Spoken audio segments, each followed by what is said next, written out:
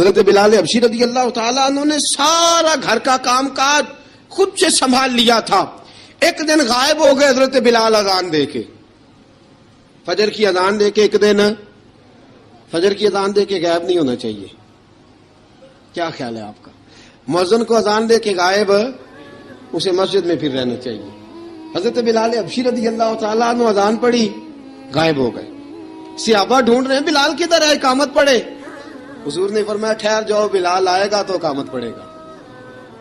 بلال آئے گا تو جلدی نہ کیا کرو مسجد میں. اگر 2-4 منٹ کبھی دیر ہو جائے نا نماز میں تو جلدی کوئی بات نہیں, اللہ کے گھر ہی آئے ہو نا, جلدی نہ مچایا کرو. اللہ کا گھر ہے, رحمت والی جگہ ہے.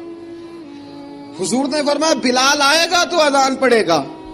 اب سب صحابہ خاموش ہیں کہ بلال جاتا نہیں, کام بھی اس کا کوئی ایسا نہیں. حضرت بلال دوڑے آئے, جلدی جلدی جلدی جلدی دوڑے آئے. رسول پاک صلی اللہ علیہ وسلم نے سوال ہی نہیں کیا کہ بلال تو کدھر سے آیا ہے. فرمایا آ گئے ہو؟ حضور آ گیا ہوں. پڑھو اقامت, پڑھو اقامت. پڑھی, جماعت ہو گئی. اب صحابہ کرام علی مریدوان حیران ہے کہ حضور نے پوچھا ہی نہیں اور بلال آیا بھی دیر سے. حضرت جناب سیدنا صدیق اکبر, جناب مقداد, جناب سلمان فارسی, چند صحابہ نا حضرت بلال کو لے کے, کون ہے بلال تو کدھر تھا؟ راز کی کوئی بات ہے جو بتاتا نہیں, کدھر تھا؟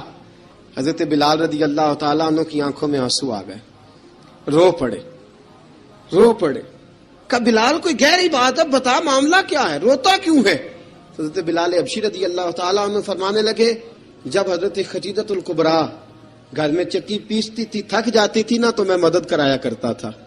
کتنے دن بیت گئے, جب فجر کی اذان دینے کے لیے گزرتا ہوں تو حضرت فاطمہ الزہرا کے بچے روتے ہوتے ہیں. فرمایا میں نے حضرت فاطمہ کو گود میں کھلایا ہے, مجھے اپنے محبوب کی شہزادی سے بڑا پیار ہے. کئی دنوں سے حضور کی خدمت میں عرض کر رہا تھا یا رسول اللہ کو مہربانی فرمائیں. حضور نے رات پیغام بھیجا ہے سیدہ فاطمہ کو کہ بلال جب آئے تو پردہ کر کے اندر چلی جایا کر. حضرت بلال فرماتے ہیں اذان دے کے گیا تھا حضرت فاطمہ کے گھر, میں نے کہا محبوب کی بیٹی ذرا پردہ کر لے, تو بچوں کو دودھ پلا, میں تیری چکی پیس دیتا ہوں. حضرت بلال حبشی کی آنکھوں میں آنسو رو رو کے بتلاتے ہیں. فرمایا سیدہ طیبہ طاہرہ حضرت فاطمہ الزہرا, میرے حبیب نے پتہ کیا فرمایا؟ فرمایا جس نے فاطمہ کو راضی کیا اس نے تو مجھے راضی کیا. حضرت سیدنا بلال حبشی فرماتے میں نے چکی پیسی اور میں تمہیں کیا بتاؤں, میرے محبوب کی بیٹی نے مجھے بڑی ہی دعائیں دی ہیں, انہوں نے مجھ پر بڑا ہی اظہار محبت فرمایا ہے. فرمایا میں آذان سے لے کر جماعت تک لوگ تسبیحاں رولتے ہیں, لوگ قرآن کی آیات کی تلاوت کرتے ہیں, آذان سے لے کر جماعت تک لوگ مختلف قسم کے اذکار میں مشغول ہوتے ہیں. فرمایا میرا ذکر سنو, میری تلاوت سنو, میرا وظیفہ سنو. میں آذان سے لے کر جماعت تک محمد عربی کی بیٹی کی خدمت کرنے چلا جاتا ہوں. رسول پاک صلی اللہ علیہ وسلم کی شہزادی کی چکی پیس کے آیا. حضرت بلال نے اس انداز میں, بدر کی جنگ لگ گئی, بدر کا مارکا, حضرت بلال کے ہاتھ میں تلوار ہے, کہا میں لڑوں گا, پورا پورا جہاد کروں گا. امیہ بن خلف جو بڑا مارا کرتا تھا نا, وہ دوڑ رہا تھا اپنے بیٹے کو لے کے. آگے کچھ صحابہ کھڑے تھے, وہ قریب سے گزرنے لگا. حضرت بلال نے فرمایا ذرا پکڑنا امیہ کو, یہ مجھے مارا کرتا تھا, ذرا پکڑنا, نہ جانے نہ دینا. امیہ کو صحابہ نے روکا. حضرت عبد الرحمن ابن عوف نے پکڑ کے ایک زور سے گھونسا مارا, ادھر جا کے گرا. حضرت بلال تلوار لے کے کھڑے ہیں امیہ کے سر پہ. کہا امیہ میں تجھے نہیں کہا کرتا تھا اللہ میرے مصطفیٰ کو بڑی عزتیں عطا فرمائے گا؟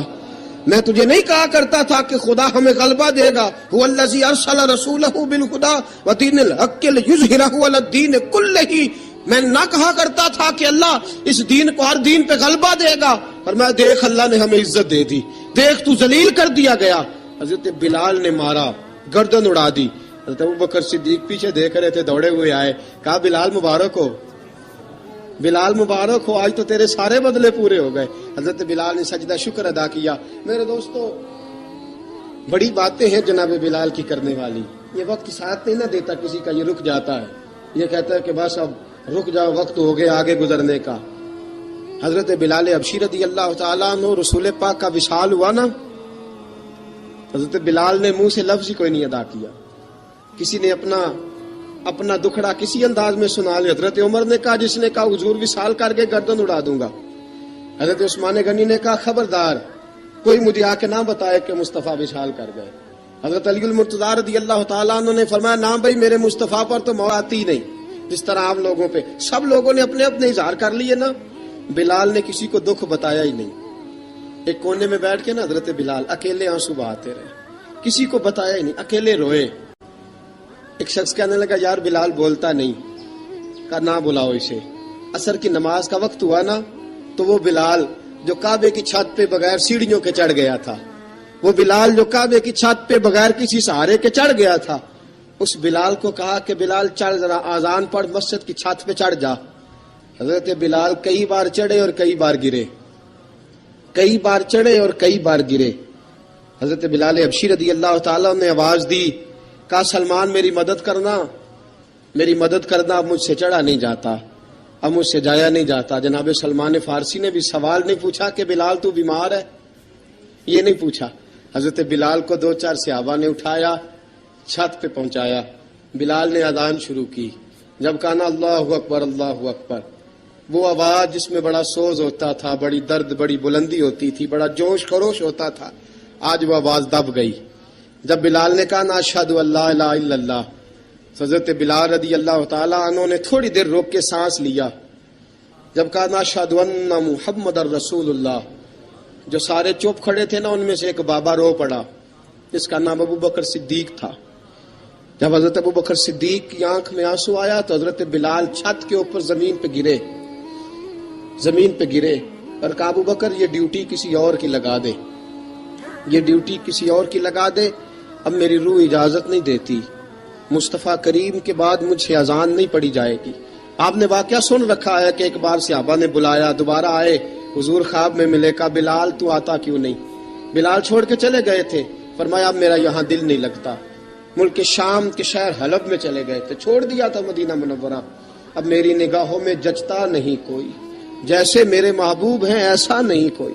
حضور خواب میں ملے, آئے مدینے, حضرت بلال آخری بار, لوگوں نے کہا اذان پڑھو, کہا مجھے وہ اذان بھول ہی گئی ہے جو مجھے مصطفیٰ کریم کے زمانے میں پڑھا کرتا تھا, مجھ سے نہیں پڑھی جاتی, نہ مجھے کہو میں کیسے پڑھوں.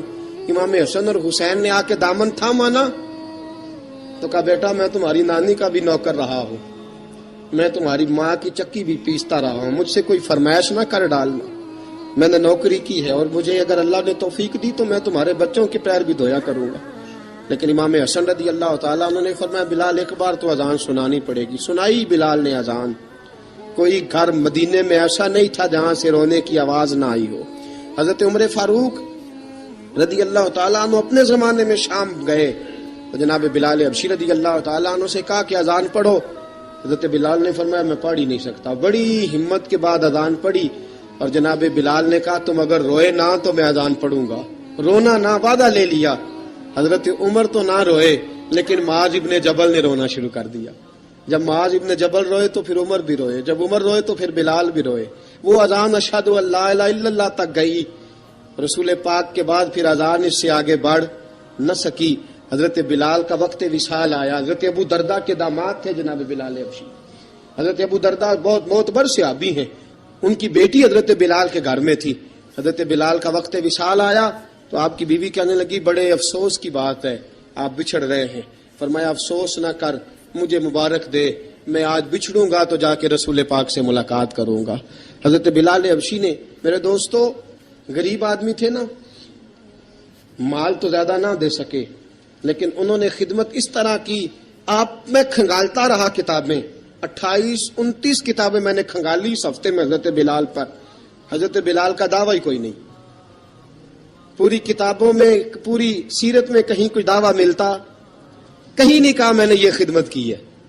یہ دعویٰ حضرت بلال کا دعویٰ, میں غور کرتا رہا اس بات پر کہ سب لوگ دعویٰ کر لیتے ہیں نا, بعض صحابہ کے دعوے ملتے ہیں کہ ہم نے فلاں موقع پہ خدمت کی تھی, بلال بدر میں, بلال احد میں, بلال خندق میں, بلال فتح مکہ میں, بلال نے ساری خدمتیں اپنے سر. لیکن بلال کا دعویٰ, حضرت بلال نے اپنے منہ سے ایک بار بھی نہیں کہا میں نے یہ خدمت. عشق بہت کیا.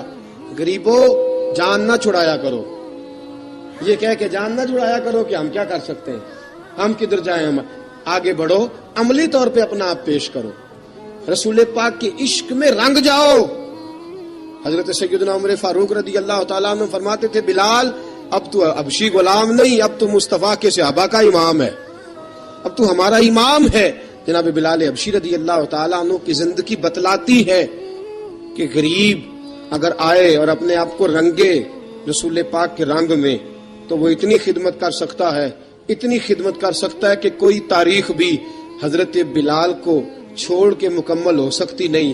کوئی بھی تذکرہ جناب بلال کو چھوڑ کے صحابہ کے تذکرے مکمل ہو سکتے نہیں. اور جہاں جہاں بھی عشق کی داستان لکھی جائے گی پہلے بلال کا نام لکھا جائے گا، پھر بات آگے بڑھے گی. اللہ ہمیں بھی حضرت بلال کے عشق کا قطرہ نصیب کرے، ہمیشہ مدحت خیر الانام میں گزرے.